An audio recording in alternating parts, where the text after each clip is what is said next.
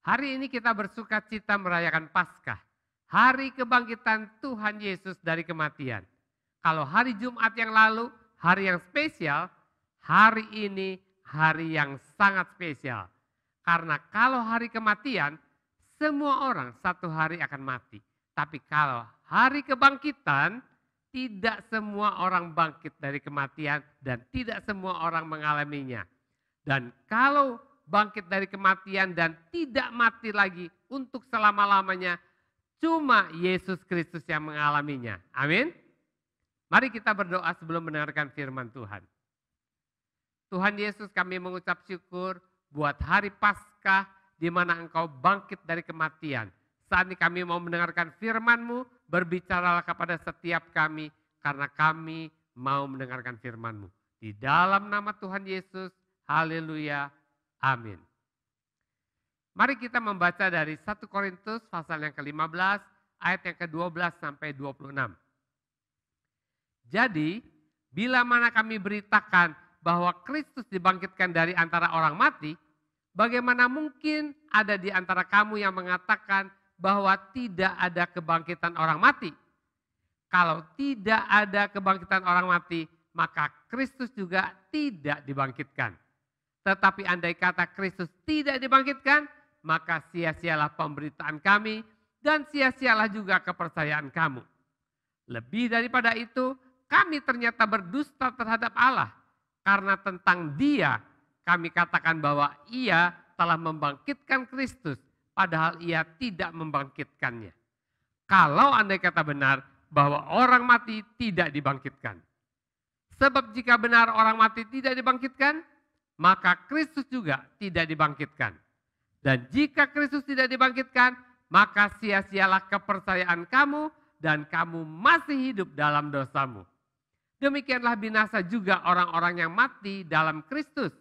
Jikalau kita hanya dalam hidup ini saja menaruh pengharapan pada Kristus, maka kita adalah orang-orang yang paling malang dari segala manusia. Tetapi yang benar ialah bahwa Kristus telah dibangkitkan dari antara orang mati sebagai yang sulung dari orang-orang yang telah meninggal. Sebab sama seperti maut datang karena satu orang manusia, demikian juga kebangkitan orang mati datang karena satu orang manusia. Karena sama seperti semua orang mati dalam persekutuan dengan Adam, demikian pula semua orang akan dihidupkan kembali dalam persekutuan dengan Kristus. Tetapi tiap-tiap orang menurut urutannya. Kristus sebagai buah sulung, sesudah itu mereka yang menjadi miliknya pada waktu kedatangannya. Kemudian tiba kesudahannya, yaitu bila mana ia menyerahkan kerajaan kepada Allah Bapa, sesudah ia membinasakan segala pemerintahan, kekuasaan, dan kekuatan. Karena ia harus memegang pemerintahan sebagai raja, sampai Allah meletakkan semua musuhnya di bawah kakinya. Musuh yang terakhir yang dibinasakan ialah maut. Saudara tahu peristiwa apa yang paling fenomenal dan sangat penting yang harus semua orang tahu? Peristiwa yang paling fenomenal dan sangat penting itu adalah yang pertama, Tuhan Sang Pencipta alam semesta jadi manusia, Yesus Kristus yang sama seperti kita. Yang kedua, manusia itu, Yesus Kristus mati, turun ke dalam neraka yang diciptakannya untuk iblis dan para pengikutnya demi untuk menebus dosa seluruh umat manusia ciptaannya. Dan yang ketiga, pada hari yang ketiga dia bangkit dari kematian, mengalahkan maut dan hidup selama-lamanya.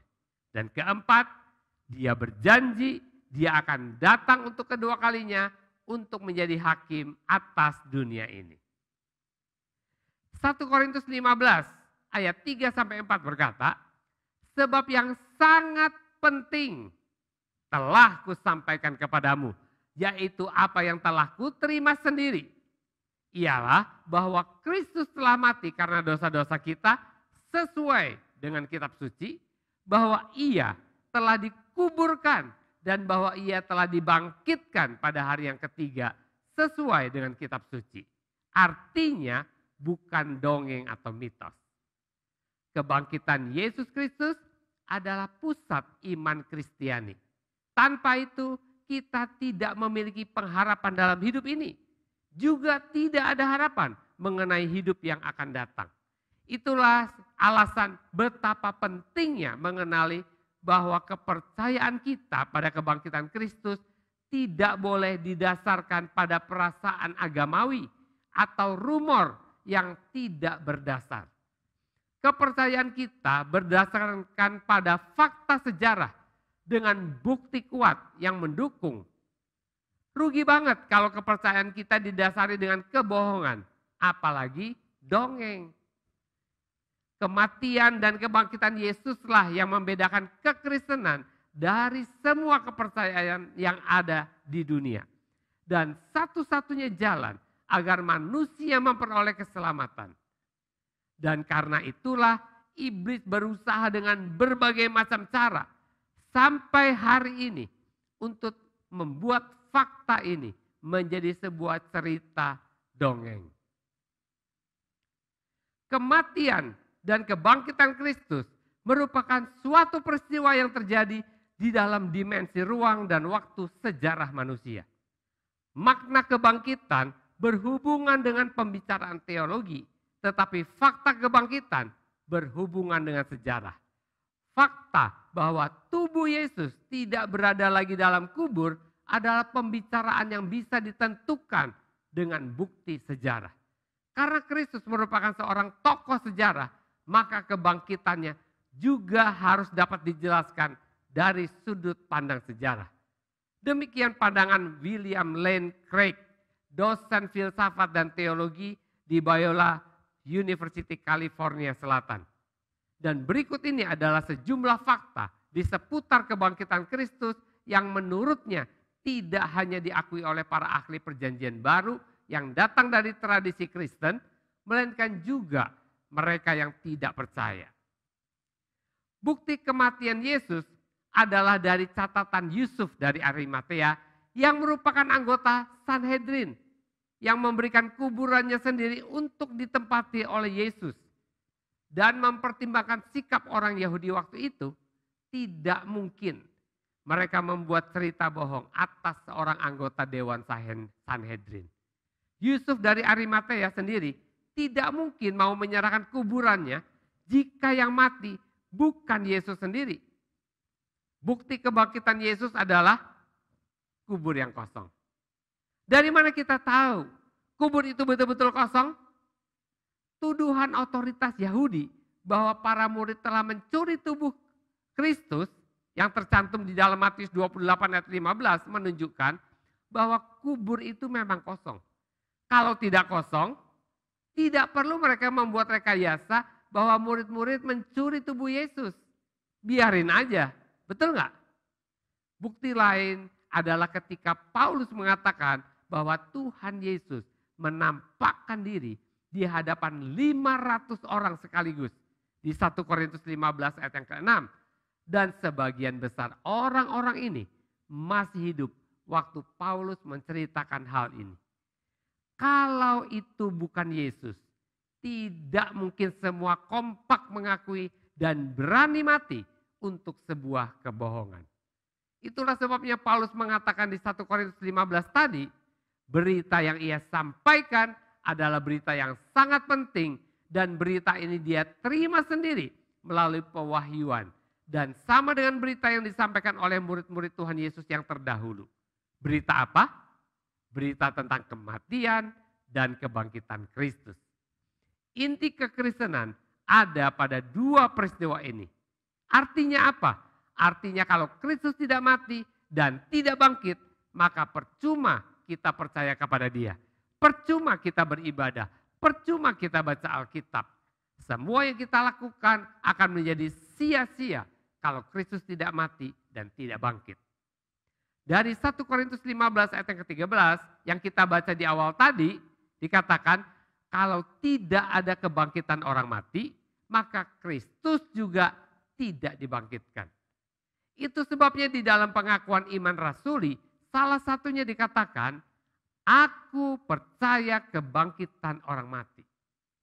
Dan buktinya Tuhan Yesus sendiri membangkitkan orang mati 4 kali. Dan yang paling fenomenal adalah waktu dia membangkitkan Lazarus yang sudah 4 hari mati. Hanya dengan satu doa yang pendek, yang lamanya kurang dari 30 detik. Iya, tapi itu Yesus kan Pak? Apa betul cuma Yesus yang bisa membangkitkan orang mati? Di dalam Matius 10 ayat ke-8, Tuhan Yesus berkata kepada murid-muridnya, sembuhkanlah orang sakit, bangkitkan orang mati. Dan di perjanjian baru kita membaca, Paulus juga membangkitkan orang mati. Dan sampai dengan hari ini, ada banyak hamba Tuhan yang dipakai untuk membangkitkan orang mati. Smith Wigglesworth, Andrew Wommack, dan sebagainya. Sebagai orang percaya, kita percaya kebangkitan orang mati. Itu sebabnya kita tidak berdoa untuk dan kepada orang mati. Kita juga tidak berdoa untuk dan kepada orang mati yang sudah dibangkitkan. Kenapa kita tidak berdoa kepada dan untuk orang mati? Seperti kepercayaan-kepercayaan lain, kita tidak berdoa untuk orang yang mati. Sebab orang yang sudah mati, nasibnya tidak bisa diubah oleh doa-doa kita. Dan Alkitab memberitahu kita, kalau mereka yang sudah mati juga tidak tahu apapun yang terjadi di dunia ini. Pengkhotbah 9 ayat yang kelima berkata, orang mati tidak tahu apa-apa. Terjemahan The Message berkata, the dead know nothing and get nothing. Dan kita tidak berdoa kepada orang yang mati. Karena kalau mereka tidak bisa mendengar doa kita, apalagi menolong atau mengabulkan doa kita. Baik mereka yang di surga maupun yang di neraka. Tadi saya katakan bahwa kita tidak berdoa kepada orang mati walaupun dia sudah dibangkitkan. Lalu kenapa kita berdoa dan menyembah Yesus? Yang pertama, karena Yesus bangkit dari kematian dan tidak mati lagi untuk selama-lamanya. Itu membuktikan bahwa dia adalah Tuhan. Sedangkan semua orang, termasuk tokoh-tokoh agama manapun, tidak ada yang bangkit dan hidup selamanya. Dan itulah sebabnya hari ini kita bersuka cita merayakan Paskah, yaitu hari kebangkitan Tuhan Yesus. Hari di mana Yesus mengalahkan maut, musuh terakhir dan terberat manusia. Paskah mengubah nasib dan masa depan kita. Kebangkitan Yesus dari kematian adalah bukti bahwa dia sanggup menyelesaikan semua persoalan hidup kita. Dan yang kedua, Yesus sama sekali tidak berdosa. 2 Korintus 5 ayat 21 berkata, dia yang tidak mengenal dosa telah dibuatnya menjadi dosa karena kita. Supaya dalam dia kita dibenarkan oleh Allah. Ibrani 4 ayat 15 berkata, sebab imam besar yang kita punyai bukanlah imam besar yang tidak dapat turut merasakan kelemahan-kelemahan kita. Sebaliknya sama dengan kita, ia telah dicobai hanya tidak berbuat dosa. Dan 1 Petrus 2 ayat 22 berkata, ia tidak berbuat dosa dan tipu tidak ada di dalam mulutnya. Inilah salah satu perbedaan utama antara kekristenan dengan agama-agama di dunia. Tidak ada satupun pemimpin agama lain yang pernah mengaku tidak berdosa. Oleh karena itu, tidak ada pemimpin agama lain yang dapat disamakan dengan Yesus. Dan yang ketiga, juga tidak ada pemimpin agama lain yang bisa menebus dosa orang lain. Walaupun dengan mengorbankan nyawanya. Kalaupun mereka mau melakukannya, itu tidak ada gunanya. Karena apa? Karena semua pemimpin agama, baik yang dulu maupun yang sekarang, adalah orang berdosa. Hidup mereka tidak lebih berharga daripada orang berdosa lainnya. Namun karena Yesus adalah anak Allah yang tidak berdosa, dia bisa menebus dosa umat manusia. Hidupnya jauh lebih berharga daripada semua umat manusia di sepanjang zaman. Saya mau saudara memperhatikan bahwa Paulus juga mengatakan bahwa berita yang sangat penting yang dia sampaikan itu adalah Yesus mati, Yesus dikubur, Yesus bangkit. semuanya sesuai dengan kitab suci. Kenapa Paulus menuliskan hal ini?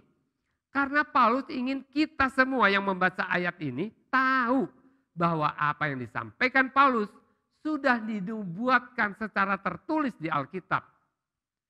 Sebagai orang percaya, kita harus menyampaikan apa yang ditulis Alkitab, bukan pengalaman atau kesaksian. Pengalaman atau kesaksian hanya mendukung bahwa apa yang tertulis di Alkitab itu benar.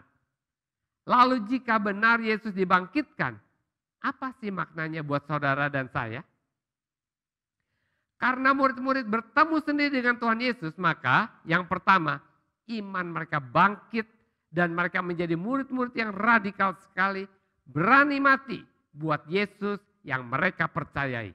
Tapi bukan mati bunuh diri, bukan mati bunuh orang lain. Artinya demi mempertahankan iman mereka, mereka berani mempertaruhkan nyawa mereka. Tidak mungkin mereka berani mati jika mereka tidak yakin 100% bahwa Yesus bangkit dari kematian. Betul? Pertanyaannya, bagaimana dengan saudara? Banyak orang yang untuk ibadah saja takut. Kumpul-kumpul naik sepeda, nggak takut. Ke mall, nggak takut.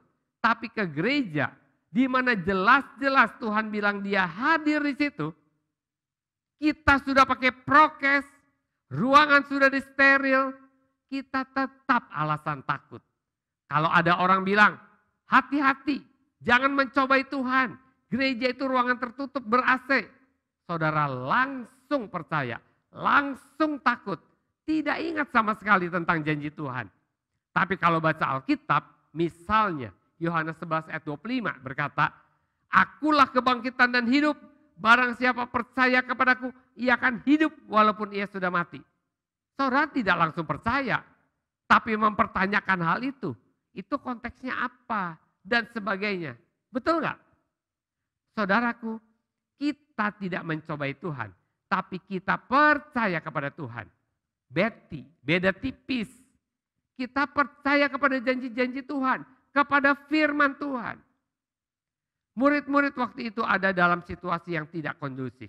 Dikejar-kejar, dianiaya, tapi tetap berani berkumpul, tetap berani memberitakan Injil. Seharusnya kita dalam situasi yang jauh lebih kondusif, bisa lebih produktif memberitakan kabar baik. Jangan kalau kabar hoax, kita belum cek, kita sudah sebarkan. Tapi kabar baik dari sorga tidak berani kita sampaikan. Bagaimana kalau satu hari antikris memerintah? Kalau untuk ibadah saja kita takut, saya tidak yakin kita berani mempertahankan iman kita. Itulah sebabnya perjumpaan pribadi dengan Kristus dan pengalaman iman bersama dengan Tuhan perlu kita alami supaya bisa jadi orang yang percaya, yang radikal.